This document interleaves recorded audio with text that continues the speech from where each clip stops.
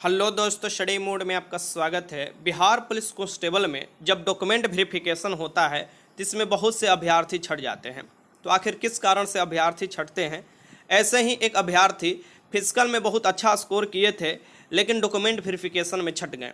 RTI लगाएं तो इसका जवाब आया है कि उनको किस कारण से डॉक्यूमेंट वेरिफिकेशन में छाटा गया है। मैं आपको आरटीआई भी दिखाऊंगा। सीएसबीसी ऑफिशियली तौर पर इसका रिप्लाई दिया है।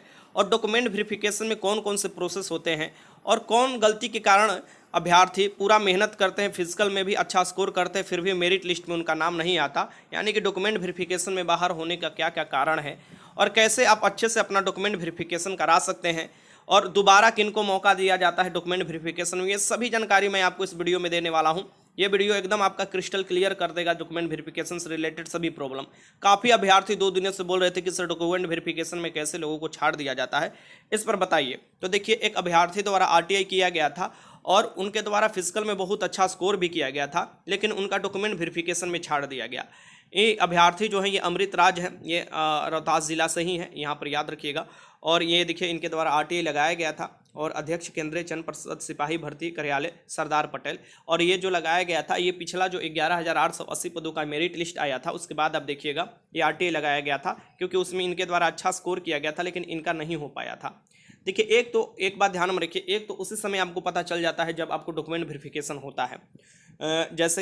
जैसे ही आपको रिटर्न दीजिएगा, उसके बाद रिटर्न में तो मात्र आपका एडमिट कार्ड आपको लगता है जो कि जारी किया जाता है, और आधार कार्ड के बेसिस पर अपना एग्जाम आप दे दीजिएगा। ठीक, फिर आपका रिजल्ट आ जाता है तो आपका फिजिकल कंडक्ट कराया जाता है। फिजिकल के बाद आपको क्या होता है, रनिंग होता है, गोला फेंक होता है, और उसके बाद हाई जंप होता है। कहने का मतलब कि पहले रनिंग, फिर आपको हाई जंप, फिर गोला फेंक होता है, फिर आपको शारीरिक मापदंड होते हैं, जैसे सीना का माप होता है, लंबाई माप होता है, लड़की में आपको वेट भी देखा जाता है। अभी जो प्रोसेस लागू किया गया था, ठीक, जो कि 8415 पदों में 48 केजी मिनिमम लागू किया गया था। इससे पहले 11,880 पदों में मिनिमम वेट वाला कोई प्रावधान नहीं था और भी भर्ती में नहीं था। हो सकता है आगे वाले जो भी भर्तियां उसमें हो।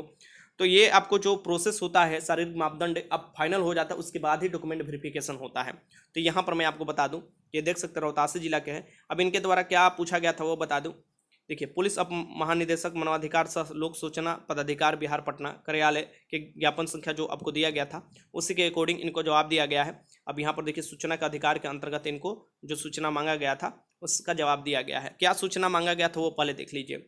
उपरोक्त बेसिक्स प्राप्त आवेदन में आपके द्वारा विज्ञापन संख्या 02/2019 के अंतर्गत सिपाही पद पर मेरिट लिस्ट में नाम नहीं आने के कारण उपलब्ध कराने का अनुरोध किया गया था। कि मेरिट लिस्ट में मेरा नाम क्यों नहीं आया, ये देखिए इनके द्वारा, क्योंकि फिजिकल में अच्छा स्कोर किया गया था, इनके द्वारा फिर भी नहीं आया था। अब देखिए क्या रिप्लाई दिया है। इस संबंध में निर्देशानुसार कार्यालय अभिलेखों का जांचों उपरांत यह तथ्य प्रकाश में आया है कि विज्ञापन संख्या 02/2019 जो कि 11,880 पदों के लिए था के अंतर्गत सिपाही पद की परीक्षा हेतु विहित आवेदन पत्र में आपके द्वारा अपने आप को ईडब्ल्यूएस गोरखा श्रेणी का अभ्यर्थी बताया गया।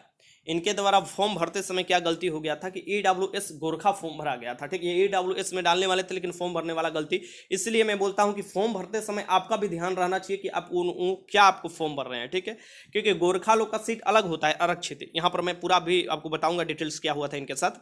ईडब्ल्यूएस गोरखा श्रेणी में बताया गया, लेकिन प्रमाण पत्रों के जांच उपरांत आपके द्वारा ईडब्ल्यूएस गोरखा श्रेणी का प्रमाण पत्र प्रस्तुत नहीं किया गया। कहने का मतलब कि जब आपको डॉक्यूमेंट वेरिफिकेशन हो रहा था तो ये ईडब्ल्यूएस तो लगाए थे, लेकिन गोरखा कहाँ से लगाएंगे?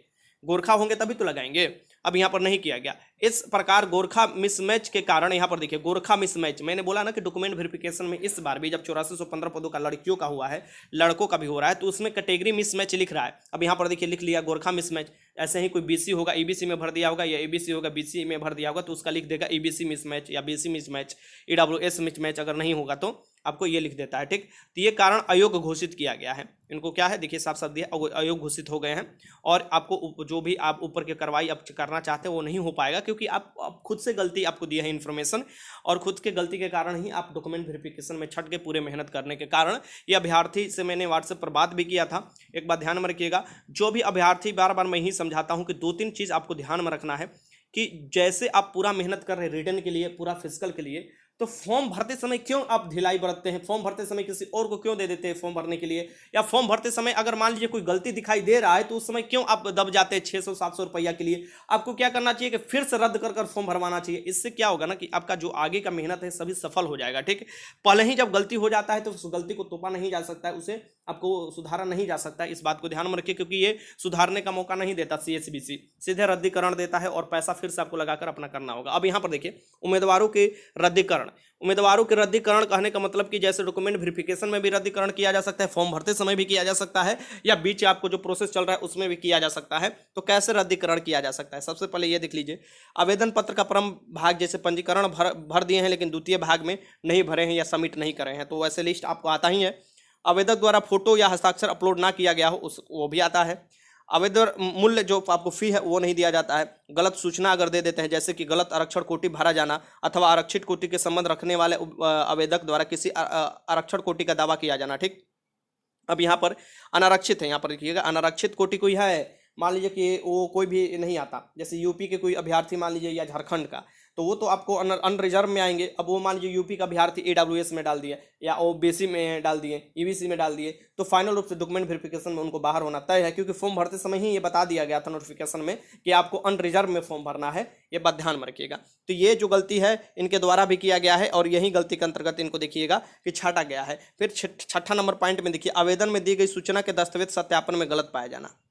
अब जो भी सूचना दिया है दस्तावेज सत्यापन में गलत पाया जाना, जैसे कि जन्म तिथि गलत अंकित होना, बहुत से अभ्यर्थी गलत तिथि, इस बार भी आपको बहुत से अभ्यर्थी छटने वाले हैं। लड़की में तो बहुत से अभ्यर्थी छट रही है जन्म तिथि के कारण, लड़के में भी छटेंगे। ठीक, अब यहाँ पर देखिए आवेदन में गलत लिंग जेंडर जो है ये गलत, ये तो इसमें तो बहुत ना के बराबर समझिए कि कोई नहीं छटता है, क्योंकि गलत क्यों भरेगा, कोई मेल है तो मेल भरता है, फीमेल है तो फीमेल भरता है। अगर शुरू में ही गलत हो जाता है तो एग्जाम भी नहीं देता है। यहाँ पर देखिए, फिर यहाँ पर आवेदक का उम्मीदवारी की पात्रता पूर्ण न करना, जैसे कि विनिर्दिष्ट तिथि को निर्धारित उम्र सीमा के बाहर का होना, या कट ऑफ तिथि का शैक्षणिक योग्यता धारण ना करना, या भारत का नागरिक ना होना। बहुत से लोग क्या होते हैं कि उम्र खत्म हो जाता है फिर भी घटा कर भरते हैं, बहुत से लोगों का उम्र कम होता है फिर भी बढ़ा कर भरते हैं। तो क्या करते हैं, फाइनल रूप से आपको छटना है, एकदम दिमाग में बैठा लीजिएगा, क्योंकि आपका जो कट ऑफ तिथि दिया रहा था उसी के अकॉर्डिंग आपका एज देखा जाता है। फिर आप देखिए, सक्षम पदाधिकारी द्वारा निर्गत प्रमाण पत्र का प्रस्तुत न किया जाना, तो ये तो प्रमाण पत्र जैसे बनाते हैं आरक्षण से जो आरक्षित सीट होते हैं उसके अकॉर्डिंग, जैसे कि BC हुआ, EBC हुआ, SC ST, ये प्रमाण पत्र AWS वाला जो लगता है वो सक्षम पदाधिकारी द्वारा ही बनता है। ब्लॉक लेवल पर भी काम चल जाएगा, वो आपको प्रस्तुत करना होता है। प्रमाण पत्र का सही स्वरूप प्रस्तुत या समर्पित ना करना, जैसे कि कोई लड़की है शादी कर ली है, ठीक, तो वो क्या करती है कि हस्बैंड के नाम से ले जाकर बनवा कर देगी प्रमाण पत्र। नहीं जी, आपको पिता के नाम से बनवाना है, क्योंकि यहाँ पर साफ साफ है कि क्योंकि जाति जन्म के निर्धारित होती है न कि विवाह से, तो आपको जन्म से आपको बनवाना होगा। मीन्स कि आपके पिता के नाम से सभी होना चाहिए, निवास भी होना चाहिए, आपको जाति प्रमाण पत्र भी होना चाहिए, तभी फायदा आपको उठा पाएंगी। ये बात ध्यान में रखिएगा। क्रीमी लेयर, यहाँ पर नॉन क्रीमी लेयर जो है वो भी आपको होना चाहिए। ठीक, तो ये सभी दिया हुआ है। फिर आप देखिए कि अगर यहाँ पर ये वाला पॉइंट देख लीजिए, बहुत महत्वपूर्ण है, ख वाला ही पॉइंट में सबसे ज़्यादा लोग छटते हैं। आवेदक द्वारा आवेदन में स्वयं को आरक्षण कोटि का होना या दावा करना, परंतु दस्तावेज जांच उपरांत उनकी दूसरी आरक्षण कोटि, यहाँ पर देखिए, मान लीजिए अब यहाँ से क्लियर हो जाएगा। मान लीजिए कोई BC है और EBC, दो आपको कैटेगरी है। मान लीजिए यहाँ से सबसे ज़्यादा इसी कैटेगरी में लोग छटते हैं कन्फ्यूजन के कारण।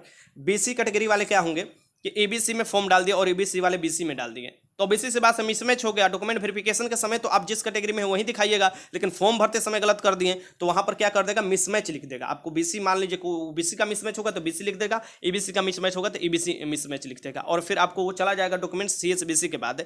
अगर CSBC मौका देगा तो ठीक है, नहीं तो मौका भी वो नहीं देता। एक बात ध्यान में रखिए, सीधे उसे डॉक्यूमेंट वेरिफिकेशन में आपको उनको बाहर कर दिया जाता है। ठीक, अब यहाँ पर देखिए एक बात, इसलिए मैं बोलता हूँ कि अगर आपके पास है तो एफिडेविट लगा लीजिए, हो सकता है कि उस पर कुछ सुनवाई हो जाए, क्योंकि उस पर सुनवाई होता है, बहुत से थोड़ा बहुत जो गलती होता है उस पर सुनवाई होता है। अब यहाँ पर देखिए, आवेदक द्वारा लिखित परीक्षा या शारीरिक दक्षता, यहाँ पर देखिए ये मैंने आपको बता दिया जो भी बताना था। आवेदक किसी आपराधिक कांड में या गतिविधि में सम्मिलित होना, कोई मान लीजिए किसी पर FIR है, वो छिपा कर फॉर्म भरे हुए, उसका जानकारी नहीं दिए हुए हैं, तो क्या डॉक्यूमेंट वेरिफिकेशन में नहीं पता चलेगा? चल जाता है आपको, जैसे ही थाना में वो संपर्क करेगा सब पता चल जाएगा आपको। तो ये सब नहीं करना है, और एक ही बार में ये ध्यान में रखिएगा कि ये जो है ना, इसमें आपको कोई भी गलत जानकारी भी नहीं देना है, क्योंकि आप मान लीजिए कि धोखाधड़ी से तो जॉब पा लिए, लेकिन एक ही जगह नहीं सब ये सब चेक किया जाता है। हर आपको तीन तरीका से गुजरना पड़ेगा, और आपको डिपार्टमेंटल भी कभी कभी जांच होते रहता है, तो उसमें भी अगर पकड़े जाते हैं तो फिर समझिए कि आपको जेल जाना तय होता है। तो ये अभ्यर्थी जो भी है, जैसे यहाँ पर साफ साफ दिया है कि प्रमाण पत्र मिलान करते समय इनमें कोई भी भिन्नता पाई जाती है तो अभ्यर्थी को उम्मीदवारी रद्द कर दी जाएगी। क्या क्या, तो यहाँ पर देख सकते हैं कि 10वीं या समक्ष के बोर्ड की परीक्षा मूल प्रमाण के आधार पर अपनी जन्म तिथि का सही सही उल्लेख करें, जो कि 10th के सर्टिफिकेट के अकॉर्डिंग सही सही जन्म तिथि होना चाहिए, अपने नाम जो होना चाहिए ये सही होना चाहिए। अब मान लीजिए आपके नाम में या आपके पिता के नाम में या आपके माता के नाम में एक लेटर या आपके गांव के नाम में एक लेटर इधर उधर हो गया, जिसको सुधरवाने के लिए आप दिए हैं या एफिडेविट लगाए हैं, तो उसके चलते आपको नहीं बाहर किया जाता है। इस बात को ध्यान में रखिएगा कि अपना नाम का शुरू वाला अल्फाबेट नहीं गलत होना चाहिए। जैसे कि मान लीजिए मेरा नाम अमित है और हम यहाँ पर क्या कर दिए, सिर्फ ए हमारा छूट गया, यहाँ पर मीत हो गया, तो इसके कारण आपको छाड़ देगा, इसके कारण आपको सुधारने का मौका नहीं देगा, छाड़ देगा, क्योंकि अल्फाबेट के अकॉर्डिंग भी मेरिट लिस्ट कहीं ना कहीं आधारित होता है, आधार इसका होता है मेरिट लिस्ट का, ये भी ध्यान में रख दीजिएगा। ठीक, फिर पति या पिता का नाम यहाँ पर देखिएगा, और फिर आपको पता यहाँ पर देखिए साफ साफ दिया हुआ है पता, इससे लोग भूल जाते हैं। पता मतलब कि मान लीजिए कि आप रोहतास डिस्ट्रिक्ट से हम हैं और हम भर दिए मुंगेर डिस्ट्रिक्ट से, तो ओबीसी सी बात है, हमारा छटना तय है। आखिर ऐसा क्यों होता है, तो चलिए मैं आपको जानकारी इसका दे देता हूं। ठीक, देखिए ये इसमें दिया हुआ है कि साफ साफ कि आवेदन पत्र में यदि आवेदक गलत आरक्षण कोटि प्रविष्ट करते हैं तो उनकी उम्मीदवारी रद्द कर दी जाएगी। कहने का मतलब कि उनका उम्मीदवारी जो है वो खत्म कर दिया जाएगा। अब यहाँ पर मैं आपको बताऊं कि आपको पता कैसे सही देना है। डिस्ट्रिक्ट अगर आपको मान लीजिए गाँव के नेम में, पोस्ट के नेम में थोड़ा बहुत इधर उधर हो जाता है, कोई दिक्कत नहीं है। ठीक, लेकिन गाँव आप सीधे जिला आपको जो बदल जाता है उसके कारण बहुत प्रॉब्लम में आप फंस जाइएगा डॉक्यूमेंट वेरिफिकेशन में। कैसे, देखिए बिहार राज्य के वामपंथी हिस्सा प्रभावित जिलों में अभ्यर्थी के लिए प्रावधान, ये प्रावधान भी एक नया जोड़ दिया गया है। आपको लगातार 2 भर्ती से आप देख रहे होंगे कि जो वामपंथी वाले जिले होंगे, जहां पर वामपंथी प्रभावित है, जो आपको नक्सलाइट आप जिसे बोलते हैं, जैसे कि नालंदा, रोहतास, कैमूर, गया, अरवल, औरंगाबाद, इनका सीट आरक्षित रहता है। देखिए यहाँ पर 62% सीट किसमें जो 62 यहाँ पर देखिए माफ कीजिएगा 62 पद है, किसमें आप देखिएगा तो इंडिया रिजर्व वाहिनी में 30% सीट रिजर्व होता है। इसका जो टोटल सीट होगा उसमें से आप देखिएगा 62 टोटल सीट इस बार रिजर्व है। ठीक, तो इसके कारण रिजर्व है तो ओबीसी से बात है, थोड़ा कट ऑफ कम जाएगा ही रिजर्व होगा तो या आपको जो भी होगा वो प्रक्रिया के अकॉर्डिंग ही होगा। तो यहाँ पर इसलिए मैं बताता हूँ कि डिस्ट्रिक्ट का भी गलत चयन करना कहीं ना कहीं डॉक्यूमेंट वेरिफिकेशन में लोगों को बाहर कर देता है, और छोटा मोटा जो गलत होता है ना उसको सुधारा जा सकता है एफिडेविट लगाकर, या अगर आप गए हैं बोर्ड में वहाँ पर जो आप सुधरवाए हैं उसका आपको कोई दिक्कत नहीं है। आपका मान लीजिए कि सीरियल नंबर चेंज हो जा रहा है, आपको जो इशू ऑफ डेट है सर्टिफिकेट का वो चेंज हो जा रहा है, कोई दिक्कत नहीं है। वहाँ पर पुराना नया दोनों आप दिखा दीजिएगा, पुराना का कॉपी और बोलिएगा सर मैं नया निकाला हूँ, मेरा ये गलती हो गया था, तो वहाँ पर कोई आपको दिक्कत नहीं होगा। वहाँ पर अच्छे से आपका डॉक्यूमेंट वेरिफिकेशन हो जाएगा, सभी फ्रेंडली तरीका से डॉक्यूमेंट वेरिफिकेशन होता है। ठीक, तो सारा डाउट मुझे लगता है अब मैं जवाब दे चुका हूं, आपको सभी जो है डाउट खत्म हो चुका होगा, लेकिन फिर भी बचता है तो कमेंट बॉक्स में लिख सकते हैं। और फिर से मैं आपको बता देता हूं, जैसे नया प्रमाण पत्र प्राप्त करते हैं, पुराना वाला सुधरवाते हैं तो उसमें नया नया ही दिया रहता है, तो उससे आपको चिंता करने की जरूरत नहीं है। वहां पर आप प्रस्तुत कीजिएगा तो वो लोग समझ जाएगा कि ये पुराना वाला था, ये नया वाला है, इसको सुधरवाने में इसको ये मिला हुआ है। ठीक, तो आपको ये दिमाग से निकाल देना होगा। छोटा मोटा जो नाम में अगर मान लीजिए गाँव के नाम, पिता के नाम, ये सब में परिवर्तन होता है या थोड़ा छूट जाता है तो एफिडेविट लगाकर आप काम निकलवा सकते हैं। लेकिन 2-3 चीज़ याद रखिएगा, डेट ऑफ बर्थ, अपना आरक्षण कोटि, अपना जिले का नाम, ये सब जो है, जैसे अपना जो खुद का नाम है अल्फ़ाबेट नहीं गलत होना चाहिए। और ये जो भी प्रक्रिया मैंने आपको बताई है इसके अंतर्गत आपको कोई भी ऐसा नहीं होगा कि आपको छूट मिलेगा। जैसे कि विवाहित लड़की जो है ये पिता के नाम से बनवाएगी, ये एकदम श्योर है। तो और जो डेट आपको कटअप डेट दिया है उसके आपको पहले मतलब कि उसके अकॉर्डिंग ही आपको पास होना चाहिए, उम्र भी उसके अकॉर्डिंग होना चाहिए जो कट ऑफ अपडेट दिया रहता है। तो ये सब आपका होना चाहिए। बाकी जो बचता है आप जरूर बताइएगा। और ऐसे हजारों अभ्यर्थी डॉक्यूमेंट वेरिफिकेशन में छट जाते हैं। री डॉक्यूमेंट वेरिफिकेशन भी होता है, जैसे कि मोबाइल नंबर नीचे लिख लिया जाता है। अगर मान लीजिए कोई सर्टिफिकेट है जिसे आप प्रस्तुत कर सकते हैं, मान लीजिए कि ईबीसी के कोई है, ईबीसी कैंडिडेट है और उनका पुराना बहुत पुराना है और वो बहुत पुराना ले जाकर लगाए हैं, तो वो क्या करेगा कि बोलेगा कि इस तारीख को आपको लेगा, ठीक है। और वहाँ पर जब सीएसईबीसी के ऑफिस में वो जब पहुंचेगा, सारा डॉक्यूमेंट्स जब देखा जाएगा तो उनको क्या कह दिया जाएगा कि आप आइए इस डेट में नया ईबीसी आप प्रस्तुत कर सकते हैं अगर आपके पास है तो ऐसे कर मिलाया जाता है। या कोई नाम में परिवर्तन हो जाता है या कुछ अगर उनको दिक्कत लगता है तो वो फोन कर आपको बुलाते हैं, ऑफिस में बुलाते हैं। इस बात को ध्यान में रखिएगा, ऑफिस में बुलाते हैं, इधर उधर कहीं नहीं बुलाएंगे, नहीं आपसे कोई पैसा लिया जाएगा। इस सब के चक्कर में आप कभी नहीं पड़िएगा, ठीक। इसलिए नंबर जो देते हैं डॉक्यूमेंट वेरिफिकेशन में नीचे जब आप नंबर दीजिएगा उसे सही सही दीजिएगा और उसे हमेशा ओपन ही रखिएगा। इस बात को भी ध्यान में रखिएगा क्योंकि कभी भी सीएसबीसी से कॉल आ सकता है आपके फिजिकल होने के बाद। तो वीडियो अच्छा लगा तो लाइक कीजिएगा, कोई भी डाउट हो कमेंट बॉक्स में लिख सकते हैं। वीडियो देखने का बहुत बहुत धन्यवाद।